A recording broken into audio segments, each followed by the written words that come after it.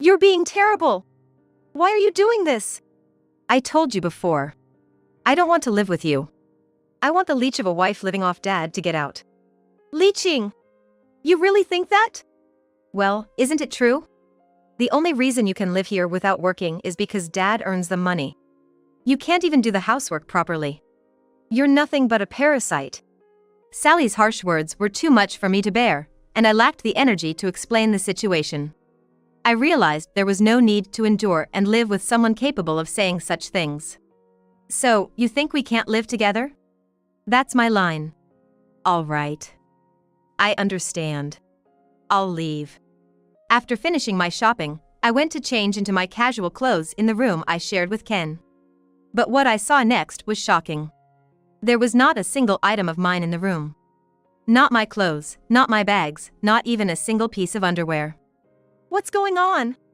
Unable to comprehend, I stood dumbfounded, scanning the room. The room wasn't ransacked, Ken's belongings were untouched, but mine were completely gone.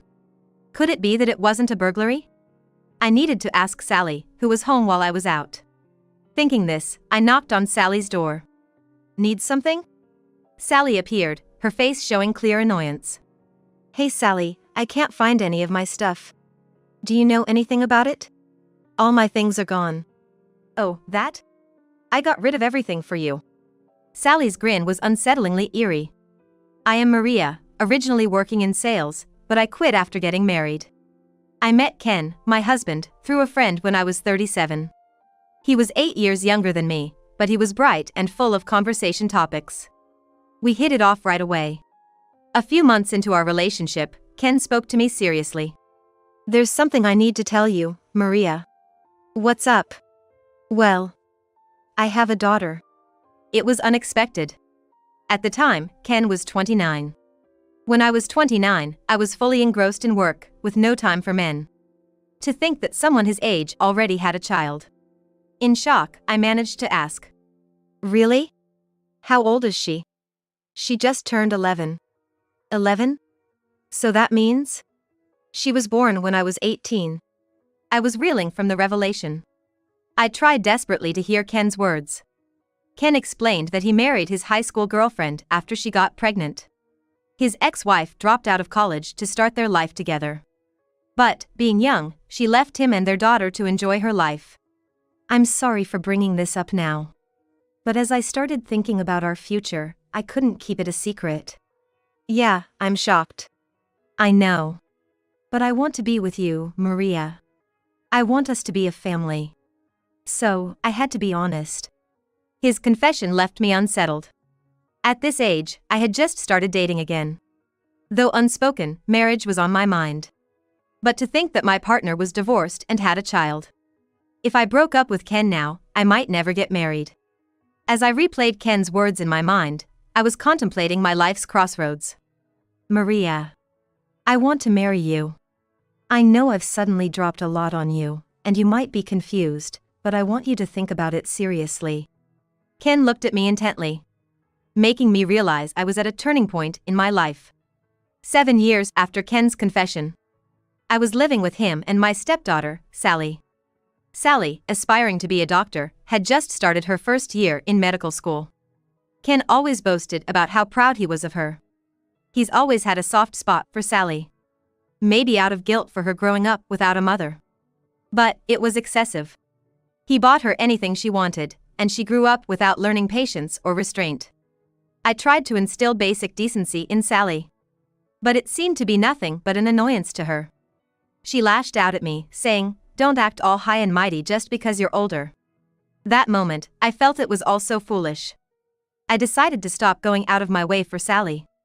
I resolved to only do the bare minimum for her from then on. One weekday, as usual, I prepared breakfast for the three of us and set the table. Ken started eating as if it was the most natural thing in the world. Sally took a bite, let out an exaggerated sigh, and commented, "Maria, you really never get any better at cooking, do you?" I thought this again. Lately, she had been especially critical of everything I did. "I wish you'd understand what it's like to eat something this bad every day," she said and stormed out of the living room. Ken just continued eating silently. I couldn't tell if he was listening or just ignoring everything. In moments like this, Ken never stood up for me. I had no allies. But I didn't particularly feel sad about it. I realized there was no need for me to go out of my way for people who didn't care about me. It wasn't just bravado, that's genuinely how I felt. While Sally's lack of common sense was troubling, there was another issue that bothered me. Ken's extravagant spending habits. Besides spoiling Sally, Ken loved buying expensive items like bags, shoes, and watches. He seemed to want anything that was considered high-end. Whenever he ran out of money, he would pester me for it. "Maria, I need you to come up with $1,000 by tomorrow." "Again? This is the second time this month. I've told you to manage your spending." "Cut it out. This is how I relieve stress. Just get the money."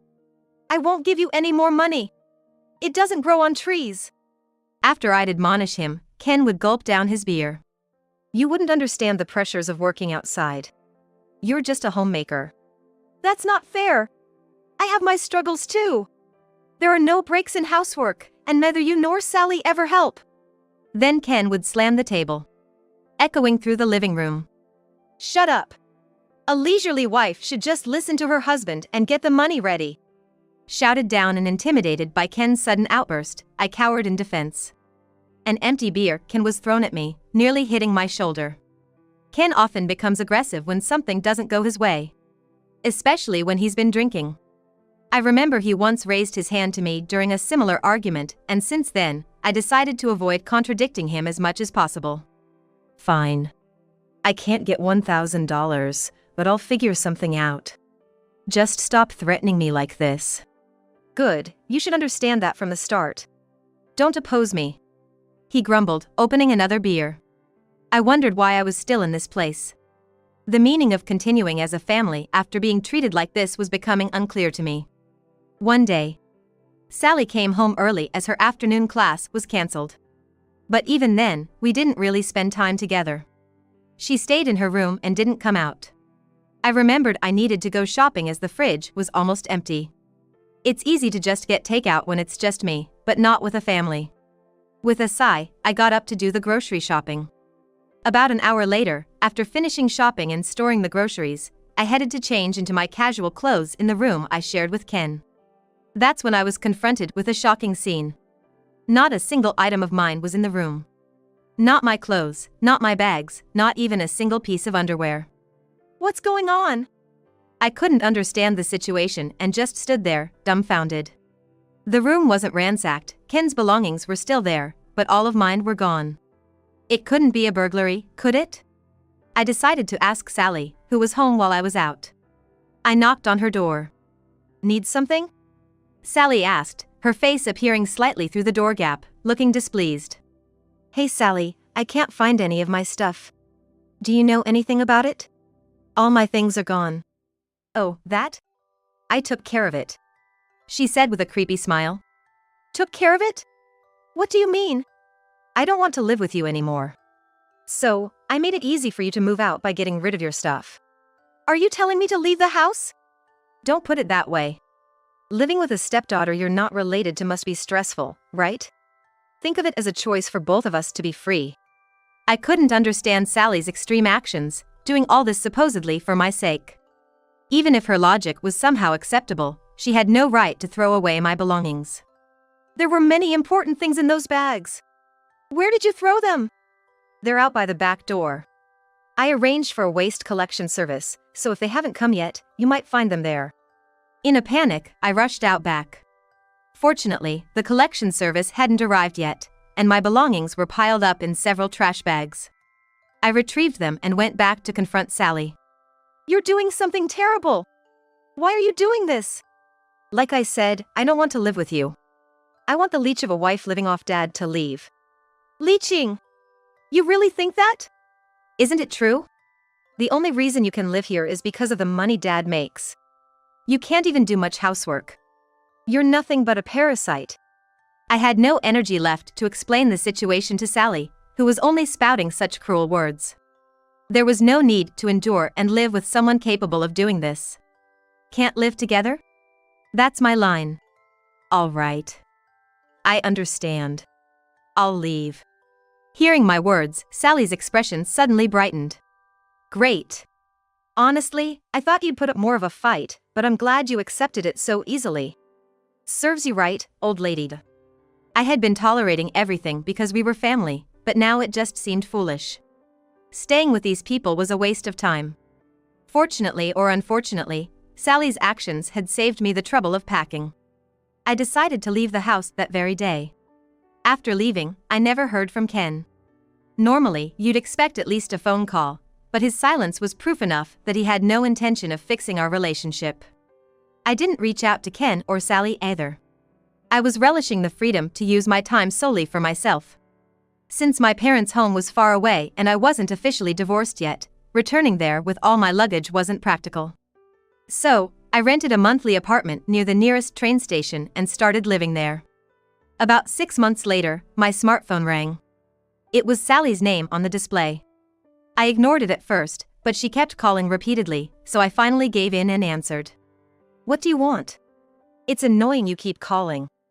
You finally answered. I knew you weren't ignoring me. Sally's screeching voice burst through the phone, making me pull it away from my ear. I can hear you fine, you don't need to shout. After all this time, what do you want now? It's urgent. Today, the university told me my tuition hasn't been paid. If I don't pay by the deadline, I won't be able to advance to the next year. Why didn't you handle it? Handle it yourself.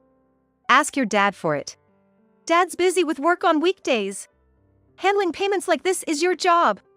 He gives you the money to transfer. How dare you cause me trouble by not doing what you're supposed to? Even in this situation, Ken hadn't told Sally the truth. Astonished, I decided to tell her the real story. Listen. The tuition was never paid by your dad. What? What do you mean? It was me paying. But after the way you treated me, and since we're not living together anymore, I don't see why I should spend money on you. I have no plans to pay for anything in the future. Sally was silent for a moment after hearing this, but then burst out laughing. I thought you'd say something like that. As if a homemaker like you could afford medical school tuition. You must have just misused the money Dad gave you and are making excuses. Think what you want. But if you truly believe Ken is paying, talk to him about making the payment. These days, you don't even need to go to the bank, you can transfer online. Still lying? You'll just embarrass yourself. Just apologize honestly, and I might forgive you. I was almost impressed by her audacity, even at the risk of her academic advancement. This is an extremely shameless act. I've only told you the truth. Shameless woman. I'll confirm with Dad, that's enough. Getting rid of a wicked woman like you was the right choice. Sally said her piece and hung up. Would Ken ever tell his daughter the truth? Their fate didn't concern me, but I hoped they wouldn't bother me again. One day, while working on my computer, Sally called again. It had been about 2 weeks since our last conversation. Dad really didn't pay for my tuition. Of course. I was the one paying. Maybe he wanted to impress his daughter. But you were just a homemaker. How could you afford medical school tuition? I wasn't just a homemaker. Sally gasped. Then said in a small voice, What? I told you before. I work from home. That's a lie, I never heard that. You just never listened. Or did you think my words weren't worth your attention? That's impossible. You just forgot to tell me. As Sally struggled with excuses, I continued. I'm a programmer. I can work as long as I have my computer, and I was in IT even before I got married. I have plenty of job offers. A programmer? That's a job you can't do without special knowledge. If you're going to make something up, at least tell a more believable lie. I told you I used to work for an IT company. Being in sales, I had to have some basic knowledge, and I didn't start from zero. Turns out, the meticulous work of programming suits me well. I'm quite good at it, actually. That can't be. I always thought of you as a parasite, living off Dad's income.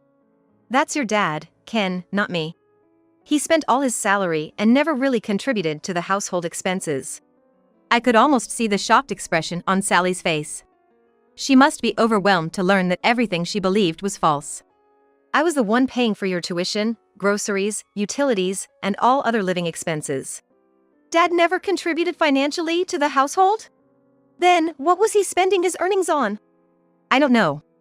He never told me, but he definitely used it all for himself.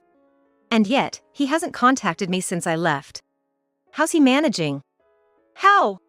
It's the same as before you left. You might want to check that. If Ken continues spending money like he used to, he'll go bankrupt soon. You won't have the luxury to go to college then. After a feint that can't be. Sally hung up. Maybe it was harsh to discuss such things with my stepdaughter. But I stopped myself from feeling too sympathetic. Sally is 18, an adult. It's time she learns not to hurt others for her own sake. I returned to my computer work. A few days after telling Sally the truth, Ken called. It was the first time he reached out since I left the house, over half a year ago. What did you tell Sally? Just the truth. That I was the one paying for all the living expenses. You shouldn't have done that. Now Sally's calling me a liar. She won't even talk to me properly since then. It's all your fault. His selfishness left me sighing. The root of the problem is your reckless spending. You made me cover all living expenses and turned to me for more money when yours ran out. How can you say such things? Shut up. Supporting a working husband is a wife's duty. You're the one acting high and mighty. Contribute even a penny to household expenses before you say that. You have no right to criticize when you only spend on your own pleasures. Hey! Is that all you wanted to say? I'm hanging up. It's a waste of time. Wait a minute! Ken's tone changed from brash to desperate. I've been struggling financially since you left. If you apologize now, I'll forgive you. Come back home. I was speechless at his continued arrogance, even in desperation. He's only thinking about himself. When I remained silent, Ken continued speaking on his own. I can't live the same life as before with just what I earn. I'm in debt. But I have no hope of paying it back. If you come back, everything will be back to normal. So please go back. You're lonely too, aren't you? Unbelievable. Your salary wasn't even that bad. And you're in debt now? Still spending recklessly? I have my reasons. I can't just change how I spend money overnight. Right, you can't let down the girls at the nightclubs, can you? What? Ken's reaction was more stupid than I expected, and I almost burst out laughing. Ken's stunned reaction almost made me laugh. He thought he had hidden it well. I know about you frequenting nightclubs and promising one of the girls a lavish lifestyle after divorcing me. How did you find out about that? I have dealings with your company through my work. One of your colleagues, who's in charge, told me. There were rumors in the office about your affairs, so they thought I should know. Damn it! Who told you that? I got curious, so I hired a detective to investigate. The evidence just kept piling up. Fine dining, buying designer bags and jewelry. With all that spending, no wonder your salary vanished. Ken fell silent. Probably not expecting me to find out, let alone that it had become office gossip. It became a rumor within the company that meant that everything was poorly planned. There are also rumors about your ex-wife. What do you mean? The reason for your divorce. You told me she left because she wanted to enjoy her life, but the rumor is that it was due to your infidelity. What?